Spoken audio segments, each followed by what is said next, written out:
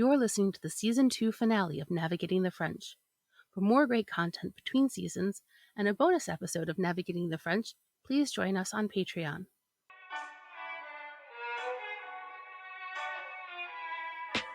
Hello, and welcome to Navigating the French, the podcast where each episode we look at a French word and try and see what it tells us about French culture. I'm your host, Emily Monaco. Today, I'm chatting with Julie Barlow, the author of The Bonjour Effect. She's here to talk about an expression that sounds like you're wishing someone good appetite, but actually connotes a lot more. Bon appétit. Welcome back to the podcast, Julie. Thank you so much for joining me again. Julie, could you tell our listeners, for those who weren't here for the very first episode of the podcast, Bonjour, a little bit about you and your work as it concerns the French language?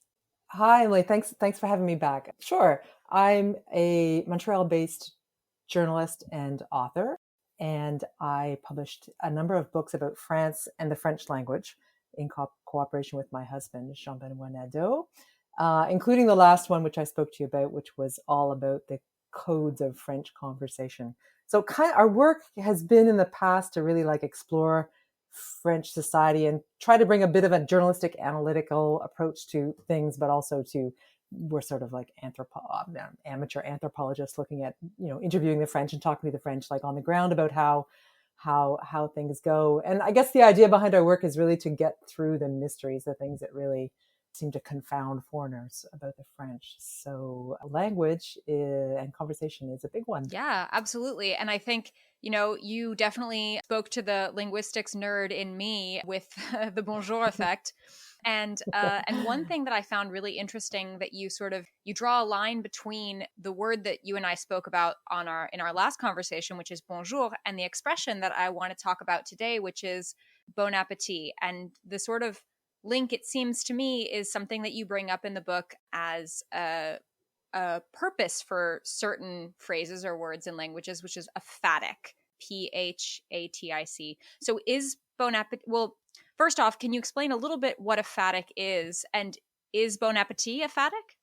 Sure. I think you would call bon appétit, definitely call it a phatic. I mean, I don't think when you sit down and people say good appetite, that's what they actually mean. So a phatic is some kind of communication. I mean, the dictionary definition is communication which serves to establish or maintain social relationships rather than to impart information. So the case of bonjour is obvious because people aren't saying to you good day, really. They're saying, as I explained in our last interview, a bunch of other stuff like, is it okay to talk? Can I ask you a question? So it's sort of an introduction. It's like a gate that you have to open to talk. Bon appétit is also, not, people aren't saying good appetite when you sit down to eat with them at a table. I think I've always considered bon appétit a kind of rallying call for eating that establishes a sort of togetherness at the table. It's like, we're in this all together. Okay, let's go. So, it's wishing people a nice experience, but very much, I think, underlining that eating for the French is very much a collective experience. Traditionally, they're not comfortable with it being something that you do on your own and, without any reference to the people around you with whom you are partaking, ideally in a meal. Yeah, that totally makes sense. And there is, from what I understand then, there is something almost ritualistic about it, which is why I think when I was trying to think of an English equivalent with food, I don't know that we have one, but cheers for a drink sort of seems to be in the same kind of mindset. Yeah, you're right. Cheers is. I was trying to think of one as well, because people don't say, in English, people say, okay, let's start, or I don't know, we don't really say anything, do we? At the beginning of a meal, we just sort of start eating. Or some people say bon appétit, English people say that all the time. But you're right. It's it's really quite different. I think it's a difference between the values. I'm not saying that English and North American English-speaking people don't value getting together to eat. But for the French, it's really part of the conversation. Part of, I should say conversation is really part of what you do when you eat together. And to do that, you have to all be together. The reason that we wrote about food in our book about communication is very much that, my thoughts on it are that the whole eating experience in traditional French eating experience is all built around conversation. It's all built around an experience of being together and discussing things. So, it's all paced very slowly, normally. Meals can last 3, 4. We've been to meals that have lasted the whole day, up until supper started at noon and stuff. But, it's like you take your time with the apéro, certain kinds of conversations, and then you move on to something else. Conversations can become a little bit more maybe personal or intense, and then, you switch courses and you sort of switch the conversation again. And so this is really important to the French, much more, I think, than in our culture, in North American and English speaking culture. Yeah, definitely. And as you were saying, between courses, I've been to those crazy meals that like start at noon. And I remember once I went to a Sunday lunch that started at noon and I had to call a friend to cancel dinner plans because we were still eating lunch. Yeah. But there is something that I think is evolving and changing with today's generations, but I think it was something that you saw specifically in like maybe more aristocratic families in France for a while, which was that there actually was like a change in conversation with each new course. Like, and it wasn't just sort of a natural thing. It was like almost codified to change conversation topics from course to course. Yeah, kind of. I mean, I don't know if you had like have a specific kind of conversation. Obviously the apéro stuff is like, the warm up. So it's a bit lighter. And then, tongues get looser as the drinks continue, so there's that plays into it as well. But you're right, like there is this kind of switch of things, and very, very dragged. Well, sometimes it can feel very prolonged, I guess you'd say. But yeah, I don't know if that is, that you don't see that everywhere. And one of the interesting things, last time I lived for a while in France, was the mashing of sort of the apéro with a light supper that was not really part of the same kind of rituals that the traditional, as you might put it, sort of aristocratic kind of dinner party works. So like conversation's still really a big part of it, and we still say bon appétit, but we'll go to somebody's house and eat something kind of light and casual instead of, this whole ritual. And maybe honestly, people don't, in modern France, don't have time anymore for to meet the kind of expectations that traditionally are part of their food culture. Yeah, I think things are definitely bound to change. But people still say bon appétit, like no matter what, I mean, it's still very much part of how they're shaped in eating. Our kids were in elementary school at the time in Paris, and it was still quite ritualized, like what they would eat in the cafeteria. They'd start with a cheese course, they'd have a main course, they'd have a dessert. It was nothing like what they did here in Canada, or especially in the United States, when we lived in the United States. So, those things are not going to disappear overnight. And bon appétit, I think, is still the message of, okay, here we are sitting together. It's still like a message, it's still like a code to send a signal that this is something we're all doing together. Yeah, absolutely. And I think what you were saying about the evolution is something that I've definitely noticed in my work as a food journalist. And specifically, I think one thing we're seeing is when the structure of the French meal was protected as intangible and World Heritage by the UNESCO in 2010, it sort of seemed to mark the beginning of a migration away from that kind of structure, where you're right, like people don't necessarily have time to sit down and eat 3 or 4 courses in the evening. Whereas when I studied abroad here in 2001, the family that I was living with absolutely did twice a day, every single day, sit down and have appetizer, main, cheese, and dessert. And, the 6-year-old was sitting at the table for an hour and a half and was totally fine with it. And so I think that structure does seem to be sort of falling by the wayside, but bon appétit, or as I'm hearing the younger folks say it, bon app. So they've shortened it, but that still seems to persist. And I think that's something that's really interesting, is that even with, the arrival of apéro dînatoire, or people eating more fast food, they are still going to say bon app or bon appétit. Yeah, I know. It's funny. The bon app is really cute. One thing I thought was really interesting that you said was that it sort of sounds like a rallying cry, like we're all going to be in this together eating. And it does make me wonder, have you ever come across any times when bon appétit was used more passive aggressively? Yeah. We were, and like justement, I was with a bunch of friends from Montreal, and we were with our kids, and we were. I don't remember. We were in the metro going somewhere. We were starving. We'd found a place, and we'd gotten sandwiches, and we picked them up with the idea of going wherever we were going. I think it was to see probably to a museum, and then we just, the kids were cranky and hungry, so we pulled the sandwiches out and we ate them in the metro. Like you can imagine how thrilled, Parisians are about seeing a bunch of foreigners eating in their metro. And somebody said to us, "Bon appetit," like very pointedly. And we understood perfectly well that we were, you know, breaking the code, kind of violating the ritual, I mean, and we got the message, but what could we do? We had no time and starving kids, and that's what we did. So the ritual's still there, it's still in the back of people's minds, and you don't, break it so brazenly and openly as we did. Of course, being foreigners with a foreign accent, they knew that we didn't get it. So, but I do always wonder kind of what that looks like to the French. Like, the best, and I'd be interested to know if you agree with me, because I've had that same experience of like, rushing between classes when I was in university, eating a sandwich, and some like old French guy looking at me and, screwing up furrowing his brow and bon appetit, mademoiselle. And I was like, I could tell he was not wishing me good appetite.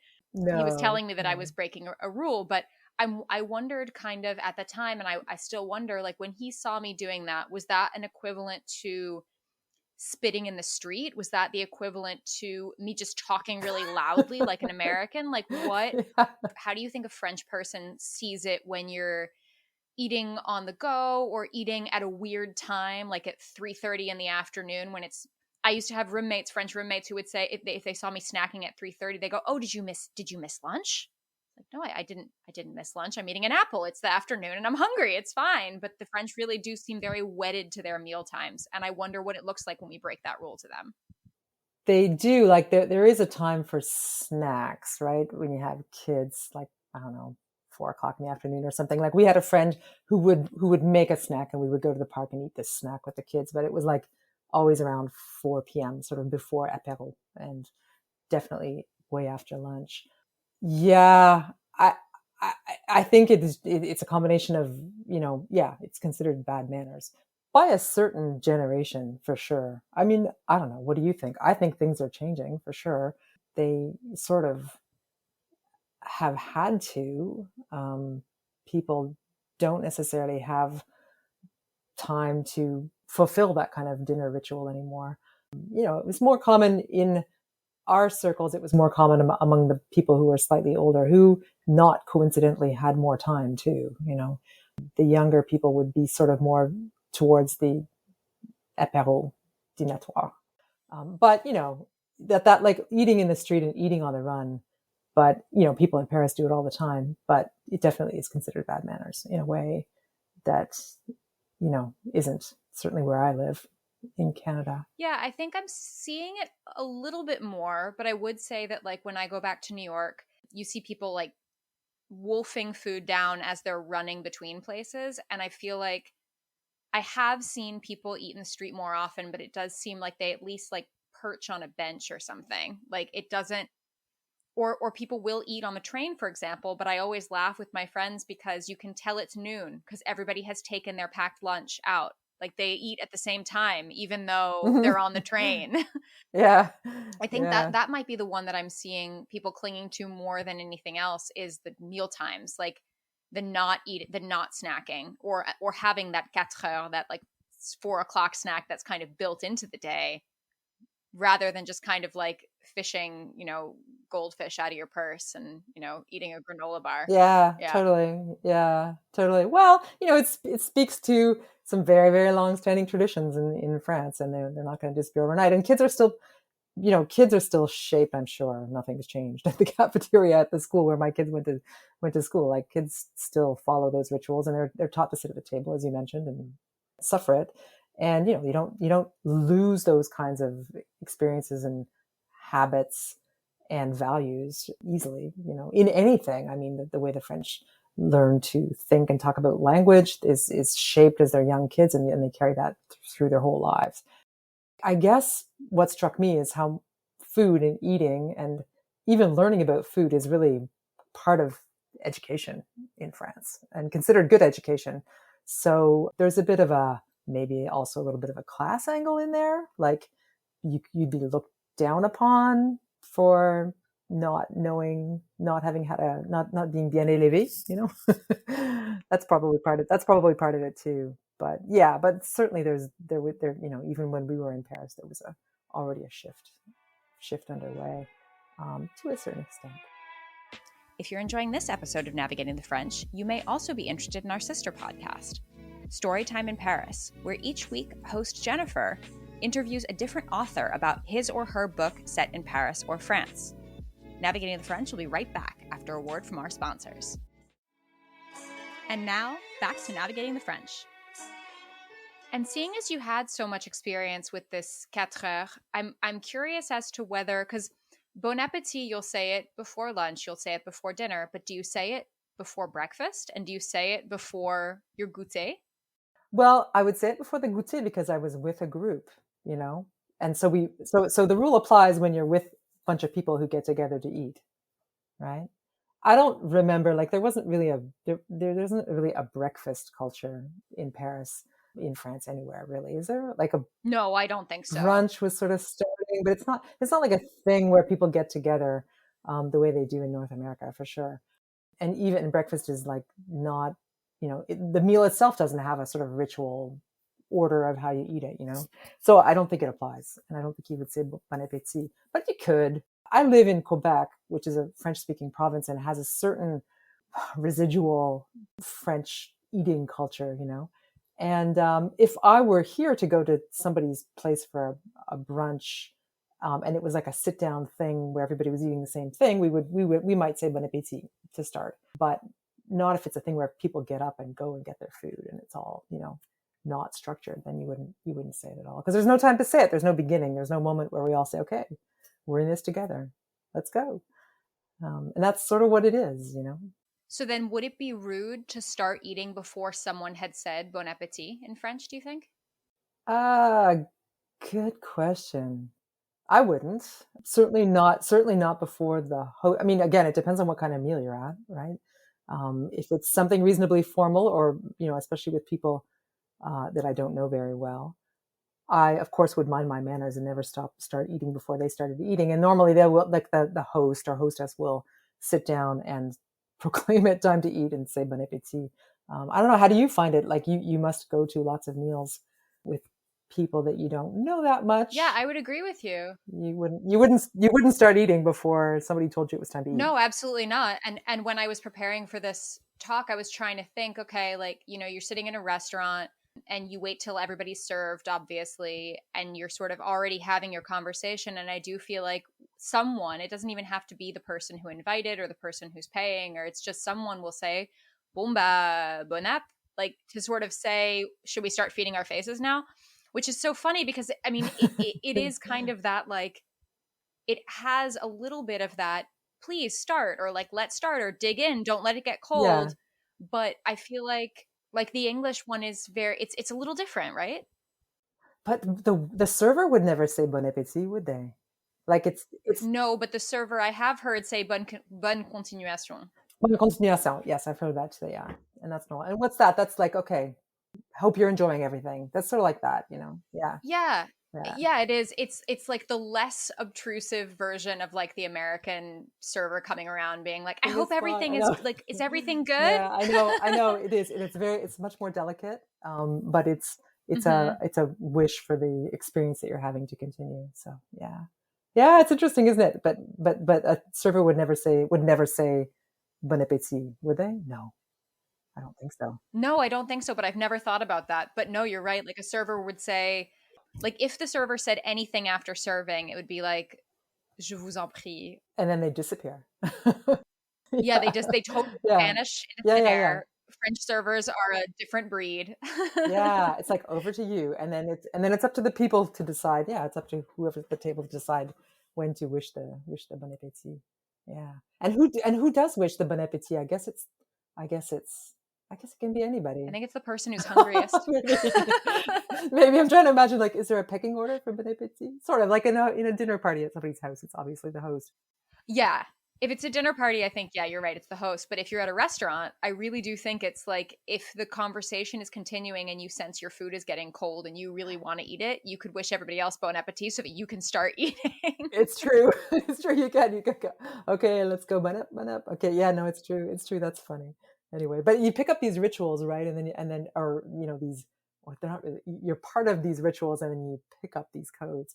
And it's funny to step back and think about it. Like we do it kind of automatically now. We sort of have a sense of who gets to make the call on when it's time to start. And the French obviously have, this is sort of, as you said, it's a phatic. It's not necessarily someone saying, I hope that your appetite is good, but the French do love talking about what they're eating or what they're going to eat or what they have eaten. And I was curious, I've noticed the French are a lot more honest when they're in conversation, bordering on hypercritical. And that to be too positive, I think you wrote is to sort of be perceived as being a little naive or kind of dumb. So when you're obviously if you're in someone's house, it's different. But if you're at a restaurant and you ask your friend, so how's your food? Is it good? Are you supposed to be honest, or are you supposed to be, polite the way that you would in English, where like, unless your food was really bad, you probably wouldn't complain about it? Probably not. Although in a restaurant, I don't know. It depends I think it depends partly on who you're with and what kind of level of That's true. foodiness you're all at, But I would complain in a restaurant and I would complain in front of my friends if the food wasn't good, partly because like you should here too, but we don't because it's Right. considered impolite. It's not considered impolite to say to somebody who's sold you and served you food in a commercial situation to say, this was, I was not that happy about this, as long as you've got a good reason why. I can recall getting something with a sauce that just had like starch or cornstarch. I could taste it anyway. And I remember telling the waiter how it was, and the waiter was delighted to hear back from me and gave me like a free dessert or something. I mean, it's Oh my fine gosh. to do that. And as you said, people, and we discussed this in our book, in the Bonjour Effect too. The French can be very critical, and it's not considered bad manners necessarily to be critical. It's considered by being too pleasant and happy and gung ho, you do come off as a bit naive and a bit, you can sound a little bit stupid to the French by being overly by praising too easily and things like that. And then of course there's the whole thing around the word no. The French are always saying no because they don't want to say I don't know, basically. So there's that whole element, but the negativism is just part of the French character. I don't think dare try to explore. We did try to explore where it comes from, but there are many historical reasons why they've evolved that way. But food in particular, as you know, is something, it's part of general culture. As I mentioned earlier, kids really get educated about food. Of course, the whole idea of terroir is extremely important and remains important to the French.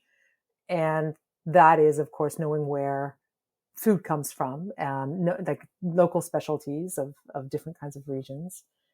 And, they certainly love to talk about that. We have a theory that one of the reasons the French love to talk about food so much, and particularly because most of it's grown outside of cities, so it comes from different geographical areas and cultural areas of France. And France being such a centralized country, it doesn't really allow for a lot of regional identity through language, for instance. But it does definitely through food, and food is one of the things that people are supposed to have an opinion about. And as knowledge about and an opinion about, as the French value being forthcoming about their opinions, right? Like that is putting it lightly, yes. No, but it's really part of what, and they would rather have conversations be interesting and a kind of little battle of wits than just everybody saying how happy they are and agreeing all the time, which to them is boring, So food and all talk about food goes in there too. I think they are bound to be, more critical about food. And don't you think they come off as a little bit intimidating about food just because they talk about everything a little bit more critically, you know? Oh, absolutely. And everybody has an Yeah. opinion. And I think also, like, in the same way as the customer is always right in the US, the customer is very frequently wrong in France. Yeah. But they kind of like it. Like, Yeah. I know, I mean, they did a bit. Haven't watched very much of it, but the Emily in Paris show, they did a bit where, Emily gets a steak and it's too rare and she sends it back. And the chef is like, no, that's how you're supposed to eat it. And that's sort of the stereotype of it. But I do know that, like, I used to go to my fishmonger and say, oh, I'd like some salmon. And he'd go, oh, no, you don't want salmon today. Like, oh, Really? okay. What do I want then? Wow. And I think there is, like, I mean, probably also because I was, young. I had just moved here. I have a bit of an accent. They probably are pretty pleased to show off. But I think there is a certain pride in the person who's selling you or preparing you the food, knowing how it should be eaten Yes. and telling you how it should be eaten. Yeah.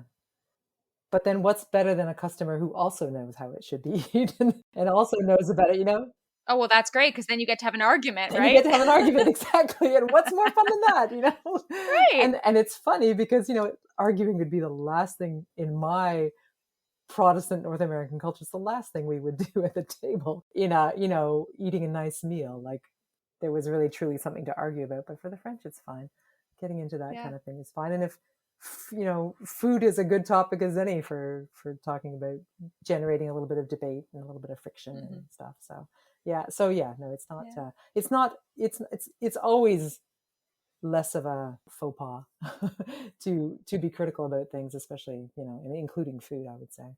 Well, speaking of things that you and I probably wouldn't be okay, or that our culture wouldn't be okay with us talking about at the table, but the French are kind of okay with, they talk about pretty much anything at the table. But one thing I wanted specifically to bring up is, and this is obviously not if you're with people you don't know, but by and large, the French are a lot more comfortable talking about their digestion than I was raised to be comfortable with. And this is like among friends, but they're constantly talking about what, like, a virtue of certain foods is whether they're digestible, like digeste. They talk about it like une baguette bien cuite, a well done baguette is more digeste, is more easily digestible than an undercooked baguette. Yeah. I mean, and when they've eaten too much, they literally call it a liver crisis.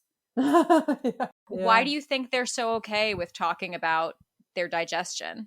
Why is that not a faux pas? I think the issue is us, Emily. I don't think the issue is them. I think it's us. Like, I think we should ask why we are so hung up about talking about that stuff. Like, it's just all part of, the French don't have a lot of rules on what you can and can't discuss to begin with, right?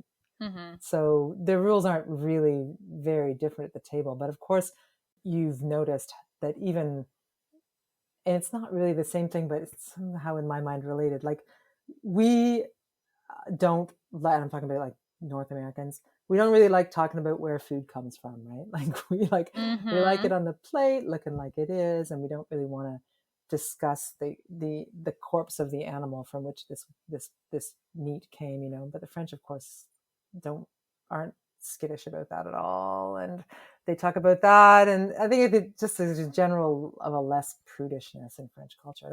That's all I see at that. I'm a little taken aback, like you, like when that, not by the stuff that's digest and not. That's there's a little bit of a hypochondriac like streak to French culture that comes through at the pharmacy. They're obsessed with medication. But also at the table. And I think it's just I hate to say this as an author who pretends to decode French culture, but it's just, that's the way they are. Yeah. But I think it's us. I really think it's us that's the thing that we should perhaps be examining. Fair enough. So why are we so put off by this? And why do we need to so much dissociate anatomy and biology from food, right? And we do. Like, we kind of pretend it wasn't cut out of an animal, and we're odd that way. I notice with my family, I'm a little bit of a hybrid now, because I live, in a French-speaking culture which has adopted to a certain extent part of that culture. And when I'm back with my family in English-speaking Canada, I really notice the difference between what you're allowed to say at the table and what you're not, and talking about cooking and the details of stuff. It's really interesting. But I don't have a grand theory about it. It's just the French. I mean, and specifically what you were mentioning, the dissociation of like the animal in the field and the food on the plate in Anglo culture. I mean, obviously that has a little bit to do with the fact that we have different words for them in English, Exactly. which you went into in your other book about why that is. Yeah, I was just thinking pork, beef, fowl. Yeah, it's all different. Yeah. Yeah, it's hard to imagine like once upon a time some that was decided, that came about. Was it religion? I don't know. Well, I think I remember reading that it was when the English aristocracy was speaking French, the word for the French word for the animal was used in banquets, and then the Anglo-Saxon word was still used on farms. And so you have Okay. words like, I thought that was you who wrote that. So if it's not you, No. I need to figure out who it was. I thought that was you. Like I think that like swine, for example, was used for the pig when it's alive, and pork in the plate, but pork was just the French word for pig. So it's like the fact that we've divided it. Pork, yeah. Beef, beef, yeah. Yeah. That makes sense. Yeah. No, I don't think it was me. I like it as a grand unified theory, but I also love that if you go to a French butcher shop, they've got like posters of happy cows in a field right in front of like the beef case. I know. And you're like, oh, it's going to be on my plate. Yeah, it's good. Yeah. Plus, hanging in the window, and traditionally in some of the older shops, the animal's hanging right there. So it doesn't put anybody off. Yeah. If you're enjoying this episode of Navigating the French, you may also be interested in our sister podcast, Romancing in Paris, which delves into love, lust, and so much more in the City of Light. Navigating the French will be right back after a word from our sponsors. And now, back to Navigating the French. Now, if Bon Appetit is kind of the rallying cry to begin a meal, is there a way that you end a meal traditionally? Good question. Not really. Do you think there is? Just kind of ends. I was trying to think. Yeah. I mean, that's a good question. No, not really. I mean, by that time, everybody has a traditional meal, as you mentioned earlier. It's just getting kind of late.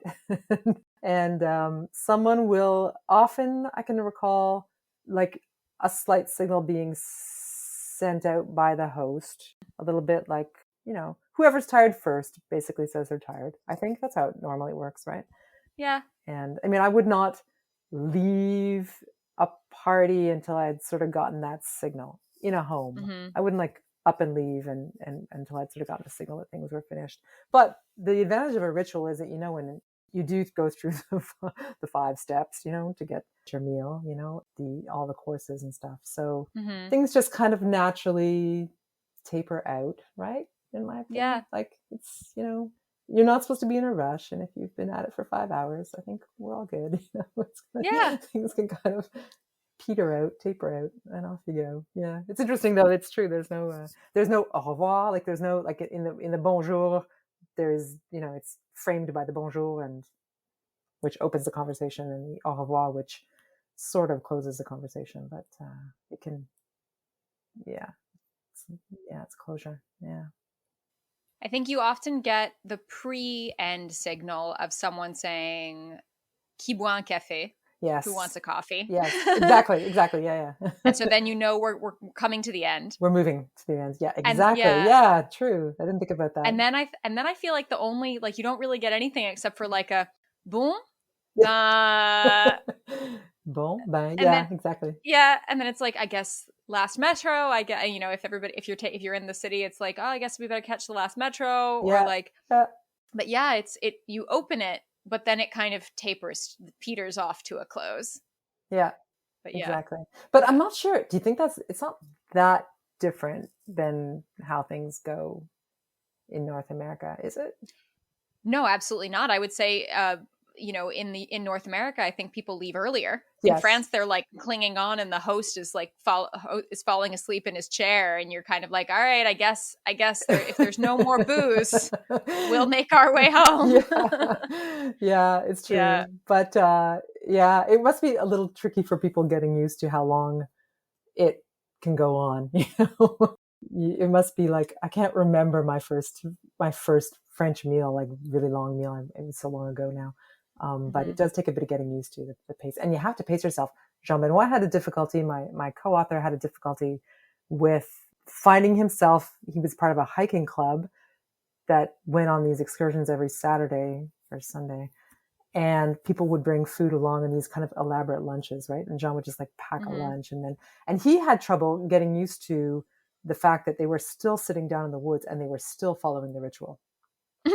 So he would eat a first course thinking it was the full meal. He had one hiker who would bring something outrageous and he would like eat and eat and eat and then realize that it's only the beginning, and that there was more stuff coming and that she had, crêpe in her backpack for dessert sort of thing. So, that can really take, so I guess the advice to people, is like the ritual can pop up anywhere.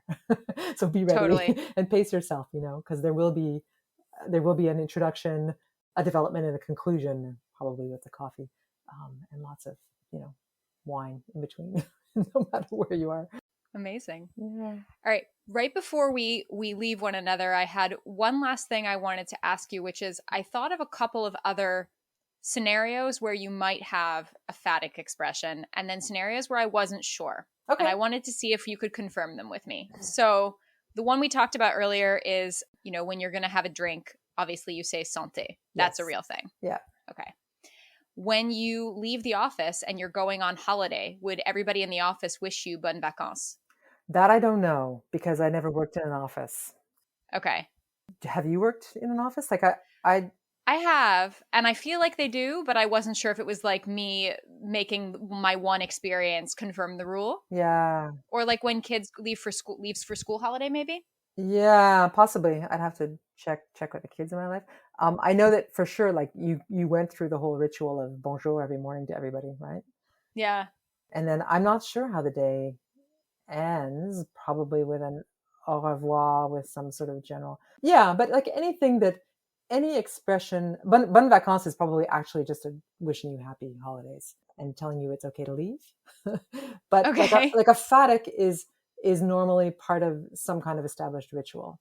So, bonjour and au revoir, they're like the king or queen phatics, because they very much give you permission to do something, right? Like you're not going to start a conversation until you've had a proper bonjour and established your intention and been invited by the bonjour that comes back to say, okay, it's good. We can talk, or you can ask me directions, or you can ask me the question or whatever. And if you skip that, as you know, I'm probably like, if you skip that, then things go awry. Like things don't flow, with the French. Mm-hmm. And they think you're rude. And that's why bon appétit is like something that somebody can say because things are not going the way they should be going in their mind, so that's sort of the sense of the phatic. Like it says, okay, it's okay to talk or to do whatever. So yeah. Were there other ones? Well, that makes me think of the last one that I had in mind, and I think I understand why you do it now, which is if you're ever hiking, I mean, as you said, your co-author does, bonne promenade, like if you pass another hiker, it's like have a good hike. And that does feel like all right, I've acknowledged you and now we're going to go off in our own directions. Yes. And you can enjoy your hike and I'll enjoy mine. Yeah. And that sort of feels like it's the same kind of feeling as bon appétit, which is like, we're all going to now enjoy our meals. Yeah. Yeah. It's like a signal, like, okay, this is what we're going to do now. And this is, like bonne promenade. Exactly. It's not, I mean, they're wishing you a good walk, obviously, but you're right. It is a way of saying, okay, off we go in our separate directions. Yeah. Yeah. That's interesting. I hadn't thought about that one. Well, thank you as always for joining me on the podcast, Julie. It has been an enlightening conversation. Lots of food for thought. Haha. Thank you. Yeah. Thanks for having me. It's always a pleasure. And yeah. Hopefully. See, we're fading out just like the Bon Appetit people. Yes, we are. All right. Great. Thank you so much. Okay. Au revoir and à bientôt. We'll talk soon. Okay. Bye. This has been Navigating the French. You can find more from me, Emily Monaco, at Emily_in_France on Twitter and Instagram. This podcast is produced by Paris Underground Radio. To listen to other episodes of this podcast, or to discover more podcasts like it, please visit parisundergroundradio.com. Thanks for listening, and à bientôt. This episode of Navigating the French was produced by Jennifer Garrity for Paris Underground Radio. For more great content, join us on Patreon at patreon.com/Paris Underground Radio.